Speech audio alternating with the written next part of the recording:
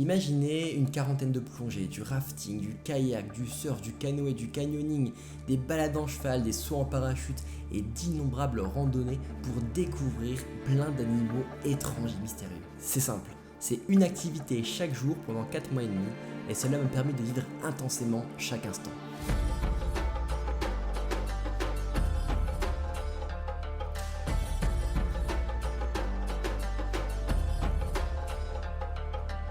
Salut, je suis Morgan, j'ai 28 ans et cette année j'ai pris ma première retraite. Il faut que je vous en parle. C'est une expérience qui restera à jamais gravée dans ma mémoire. Autant pour les choses incroyables que j'ai pu vivre que pour les grands moments d'angoisse. Vous allez voir de quoi je parle dans la suite de la vidéo. J'ai passé les 4 derniers mois à voyager autour de l'Océanie. Vous vous demandez peut-être comment j'ai réussi à faire ça tout en préservant mon travail, mes revenus. Eh bien, je vais vous expliquer en détail et vous dire si c'est une expérience que je suis prêt à revivre prochainement. Et je vais vous expliquer comment vous pourriez essayer de faire pareil. L'idée de quitter son emploi avec une pension stable et un compte en banque bien garni à l'âge mûr de 65 ans est impossible pour moi. Une fois la retraite, il vous reste une bonne vingtaine d'années actives à passer à faire quoi? Du golf, des œuvres de bienfaisance. La première question que nous devrions nous poser est la suivante. Pourquoi devrions-nous attendre jusqu'à 65 ans pour disposer d'une abondance de temps libre? Pourquoi ne pourrions-nous pas en profiter dès aujourd'hui? La deuxième question est de savoir pourquoi nous, en tant que société, devrions-nous permettre aux gens de passer d'une productivité maximale à une productivité nulle en passant à la retraite. L'humanité n'est-elle pas perdante? Je pense que nous devrions repenser ce concept noir-blanc de la retraite. C'est horrible pour nous individuellement et je pense que c'est inefficace pour nous en tant que société. Dans mon esprit, puisque l'âge magique de 65 ans n'est plus pertinent, je travaillerai probablement jusqu'à la fin de ma vie. Il est donc pour moi logique de parsemer sa longue vie, qui ne cesse de s'allonger, d'une ou plusieurs mini-retraites. J'ai réalisé que trop de gens attendent leur retraite pour enfin vivre pleinement. Mais parfois, il est trop tard. Notre santé ne permet plus de profiter comme nous l'aurions voulu. Vous avez toujours rêvé d'aller vivre à la plage et d'apprendre à surfer. Un matin, vous vous réveillez dans votre routine habituelle et c'est encore un autre rêve qui s'écroule. Quelqu'un d'autre rêve d'escalader le Kilimandjaro, mais n'a jamais eu l'argent ou le temps pour le faire. L'instant d'après, il a 65 ans, il est à la retraite, a beaucoup d'argent de temps, mais n'a pas l'endurance nécessaire pour faire l'ascension. Alors au lieu de faire comme tout le monde et d'attendre, j'ai décidé de profiter de ma jeunesse et de ma condition physique optimale pour explorer l'Océanie. Vous avez certainement déjà entendu parler du concept de mini-retraite, popularisé par le best-seller La semaine de 4 heures de Tim Ferriss. Bien sûr, ce qui est proposé dans La semaine de 4 heures est un mode de vie qui n'est pas toujours facile à réaliser pour tout le monde. Dans son livre, Tim Ferriss propose de créer une entreprise où vous pouvez déléguer chaque tâche afin de vous absenter longtemps. Personnellement, je trouve le concept intéressant, mais compliqué à mettre en place. Il y a quand même des chances de se retrouver piégé dans la création d'une nouvelle entreprise où l'on consacre 20 ans à construire sans jamais pouvoir se retirer. D'autres proposent la création de revenus passifs grâce à la bourse ou l'immobilier ou les cryptos par exemple. Je pense que c'est la manière la plus simple pour voyager sereinement, mais ça demande un capital de départ conséquent ou un investissement constant sur une longue période. Comme aucune de ces méthodes n'est à ma portée, j'ai décidé de trouver ma manière de faire. Laissez-moi vous raconter mon histoire. A la base, j'étais salarié dans un labo de recherche en post-doctorat avec un salaire d'environ 2000 € par mois. Donc pas exactement le job le mieux rémunéré, même si c'est très intéressant sur le plan intellectuel. À ce stade, il est peu probable que je puisse me permettre autre chose que des vacances pour mes congés, et encore, ce n'est pas garanti. Donc j'ai pris une décision audacieuse. Je suis passé freelance, c'est-à-dire je travaille pour mon compte. Imaginez travailler comme pour une ESN, sauf qu'il y a moins d'intermédiaires, ce qui signifie des revenus bien plus élevés pour vous. Donc je facturais en moyenne 10 000 € par mois à mes clients, et donc au final je faisais le même travail, le même poste, les mêmes horaires, mais avec un salaire 3 fois plus important. Grâce à ce changement en seulement 4 mois, j'ai pu mettre suffisamment d'argent de côté pour réaliser mon rêve, voyager pendant 4 mois et demi sans soucis financiers. Depuis, j'ai embrassé le monde du slow freelancing. Au lieu de me consacrer sur l'accumulation maximum d'argent, je me concentre sur économiser suffisamment pour profiter pleinement de tout ce que la vie a à m'offrir. Ce qui passe par les voyages, mais également la création de contenu sur YouTube. Si vous travaillez également dans le domaine de la tech, en data science, en développement, etc., sachez que cette transition est tout à fait réalisable pour vous aussi. D'ailleurs, avec un ami Benjamin Dubreux, nous accompagnons ceux qui le souhaitent dans la création de leur entreprise, dans la récupération de toutes les aides disponibles, de la gestion administrative, de la recherche de leurs premiers clients. Si ça vous intéresse, cliquez sur le lien dans la description. Avant de vous partager en détail ce que cette expérience m'a apporté, laissez-moi vous donner un aperçu des pays que j'ai pu traverser et des incroyables aventures que j'ai pu vivre pendant 4 mois et demi. Allez, suivez-moi.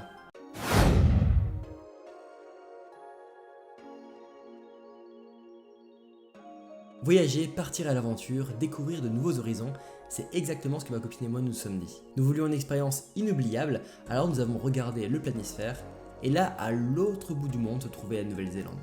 Un regard complice et déterminé plus tard, nous savions où nous devions aller pour créer des souvenirs qui seront à jamais gravés dans nos mémoires. Donc en février, nous voilà partis et après plus de 24 heures de vol, nous sommes arrivés à Auckland, prêts à explorer ce nouveau pays dès 8 heures du matin. Notre carrosse pour dormir et voyager les premiers mois était un van pas plus grand qu'un Scénic, mais pratique pour se balader en pleine nature. Nous avons passé 2 semaines à explorer l'île du Nord, nous avons visité des parcs géothermiques où nous avons vu des geysers, des mares de boue bouillonnantes et des fumerolles. Nous avons médité dans des grottes, émerveillés par la beauté des vers luisants. Nous avons découvert la culture maori en visitant des lieux de culte et en participant à la cérémonie du haka. Après, nous avons pris un ferry pour l'île du Sud où nous avons continué notre exploration du pays. Nous avons pu nager dans un banc de près de 400 dauphins, vu des baleines, des pingouins, des otaries, bref, bien que la mer soit froide, la vie marine est très active. Les randonnées nous ont offert un bel aperçu de tout ce que la Nouvelle-Zélande pouvait offrir aux voyageurs. Ensuite, direction la Tasmanie. Le climat très frais même en été nous a surpris. Mais ce qui nous a vraiment marqué, c'était la nature omniprésente. Des animaux partout, tout le temps. Pas des melons, wombats, kangourous, wallabies, phoques. Nous avons même plongé avec des otaries. C'est vraiment magique pour 2 amoureux de la nature comme nous. Je pense que c'est l'endroit où on a le plus préféré randonner. Il y a peu de monde, la nature est vraiment très bien conservée. Il y a vraiment des animaux partout, ce qu'on n'a pas pu retrouver en Australie. Mais à la fin de la Tasmanie, il n'était pas question de se reposer trop longtemps. Une nouvelle aventure nous attendait en Australie.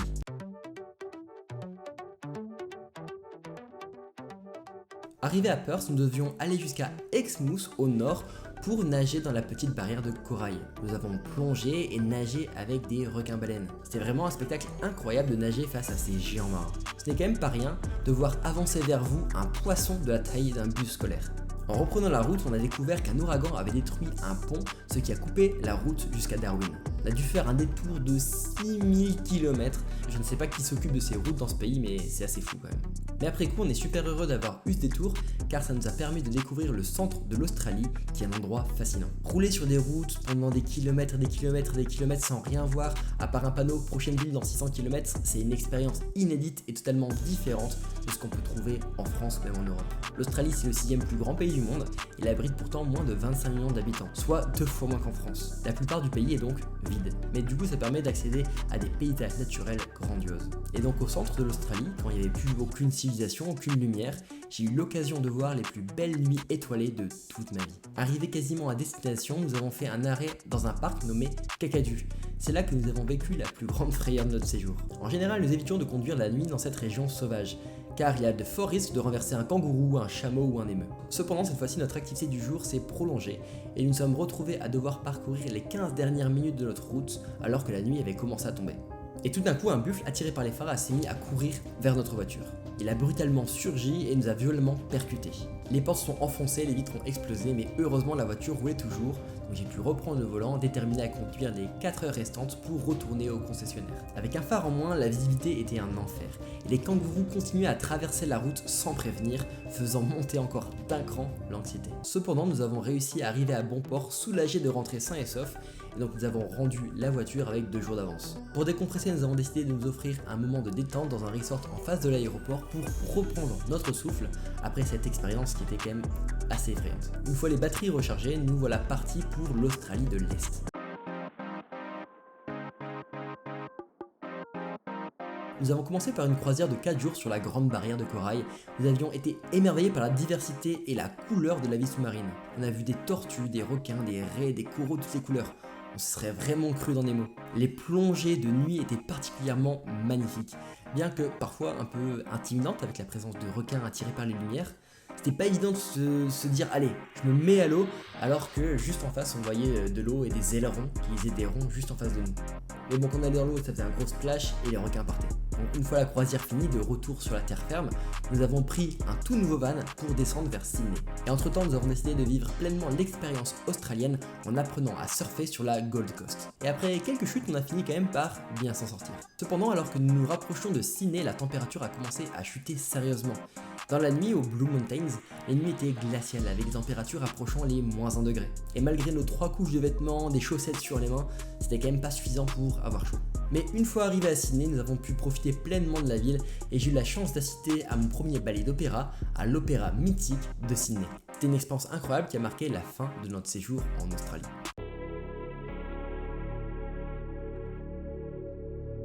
De retour sur le territoire français avec la Nouvelle-Calédonie, j'ai été tout de suite frappé par le coût élevé de la vie. C'était vraiment inattendu pour moi sur les îles du Pacifique. Google m'a révélé que Nouméa était classée comme la 20e ville la plus chère au monde. Mais bon, malgré cela, notre voyage a tout simplement été incroyable. Curieusement, nous avons remarqué qu'il n'y avait que peu de touristes français qui visitaient cette destination. À part ceux qui venaient rendre visite à leur famille, il n'y avait pas grand monde. Pourtant, la Nouvelle-Calédonie mériterait de recevoir bien plus de touristes vu la richesse des paysages que l'île propose. Les trésors naturels de l'île sont nombreux. Il y a des spots de plongée qui n'ont rien à envier à la grande barrière de corail. On a même eu la possibilité de survoler l'île en gyrocoptère pour admirer le cœur de bœuf naturel de la mangrove. Notre voyage nous a également permis de découvrir la richesse de la culture locale en nous imprégnant de ses coutumes, en dégustant sa cuisine locale et en séjournant dans les cases des tribus.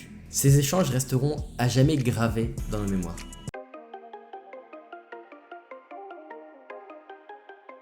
Et on continue sur les îles du Pacifique avec les Fidji. Je dois avouer que les personnes que j'ai rencontrées aux Fidji sont parmi les plus gentilles et chaleureuses de toutes les personnes qu'on a pu rencontrer pendant le voyage. Peu importe qui tu croises, ils viennent te parler, ils te proposent leur aide, ils te proposent de te faire visiter des lieux, c'est tout simplement incroyable. On a même pu plonger avec des requins bulldogs. Donc là c'est vraiment différent des requins baleines. Les requins baleines, bon bah c'est énorme, etc. C'est impressionnant, mais on sait très bien qu'ils vont pas nous attaquer. Les requins bulldogs, ça a vraiment la tête des requins dans le dent de la mer. Imaginez-vous entouré par une trentaine de requins mesurant près de 3 mètres chacun, des prédateurs qui sont habituellement craints et qui la nagent paisiblement autour de vous. On est là, on fait vraiment pas le fier, on voit ces monstres de 2-3 mètres passer avec des dents partout.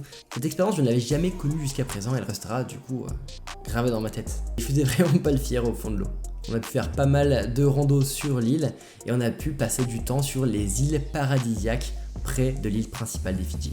Et pour finir notre voyage sur un point d'orgue, nous avons fait notre premier saut en parachute aux Fidji le dernier jour avant de reprendre l'avion. Est-ce que je le referais? Oui, sans hésiter, c'était incroyable. C'est vraiment pas du tout les mêmes sensations que ce que je m'attendais. Je m'attendais à avoir les sensations un peu des manèges de la sensation dans les parcs d'attractions avec des walkers, et là pas du tout, c'était vraiment une sensation de chute libre vraiment incroyable. C'est vraiment pas du tout même la sensation que l'on peut avoir dans les souffleries lorsqu'on essaye de tenir en l'air avec de l'air qui est propulsé en dessous de nous. Les mini-retraites offrent une opportunité précieuse d'exploration personnelle, une occasion de se détacher du tumulte quotidien et de prendre du recul sur votre vie. Trop souvent on se laisse emporter par le rythme effréné de notre existence, enchaînant les journées sans réellement se questionner sur nos véritables aspirations et objectifs. Dans ces mini-retraites, vous avez l'opportunité de ralentir le rythme, de vous déconnecter de vos responsabilités professionnelles, familiales, pour un court laps de temps. Cela vous permet de faire le point sur votre parcours, de réfléchir à ce que vous avez accompli jusqu'à présent et de vous questionner sur vos futurs choix.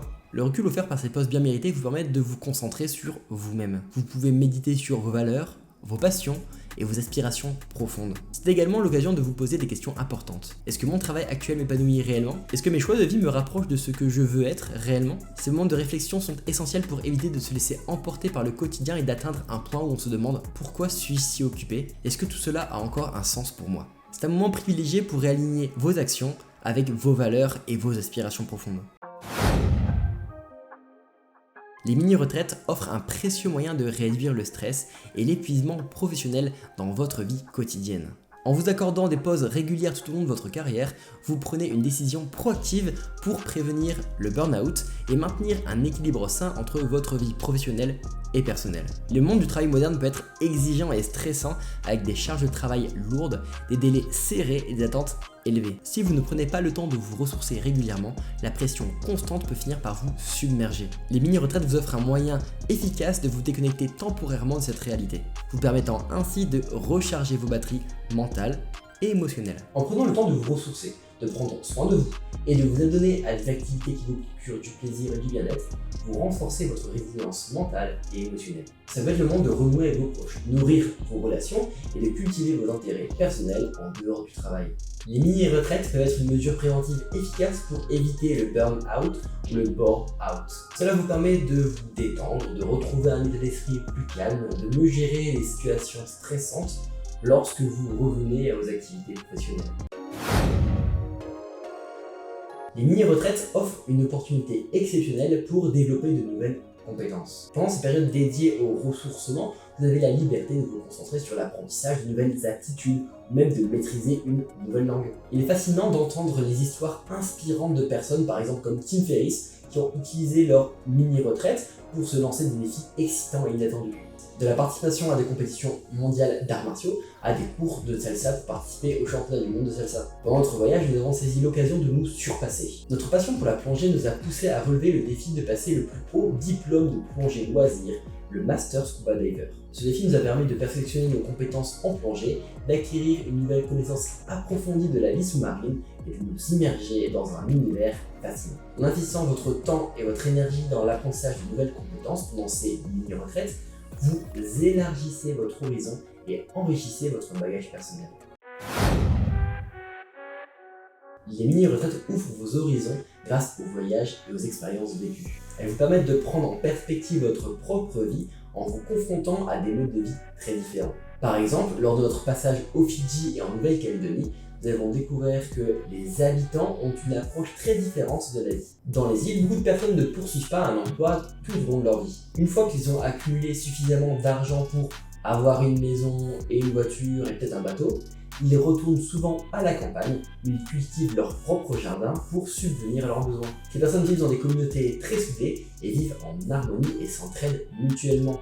Donc très loin de l'individualisme souvent prédominant dans nos sociétés. Ces rencontres avec un mode de vie si éloigné du vôtre vous poussent à réfléchir sur vos propres choix de vie. Vous pouvez par exemple prendre conscience que la poursuite incessante de la réussite matérielle et du succès professionnel n'est pas la seule voie possible. Ces expériences de vie alternatives vous incitent à questionner vos priorités et à évaluer ce qui est réellement important pour votre bonheur et votre épanouissement. En somme, les mini-retraites offrent bien plus qu'une simple évasion du quotidien. Elles élargissent nos horizons et nous permettent d'envisager notre vie sous un nouvel angle. Ai-je adoré ce séjour? Absolument. Cela restera un moment marquant de ma vie. Mais reproduirai-je cette expérience chaque année? Non, absolument pas. Cette mini-retraite a été vraiment incroyable et je pense pas que c'est quelque chose que j'aimerais faire vraiment tous les ans. Ça ne signifie pas que je ne le referai jamais, mais sûrement plus tard dans ma vie. Pour l'instant, depuis que je suis rentré, mon objectif numéro 1 est de développer d'autres aspects de ma vie, notamment sur YouTube. Mon ambition est toujours de créer des contenus captivants et instructifs, permettant au plus grand nombre de s'approprier le pouvoir incroyable de l'intelligence artificielle. J'aspire à partager mes connaissances dans ce domaine encore plus largement afin de rendre l'IA accessible à tous. Mais ça ne veut pas dire non plus que je vais arrêter de voyager pour autant. Donc abonnez-vous pour suivre mes prochaines aventures.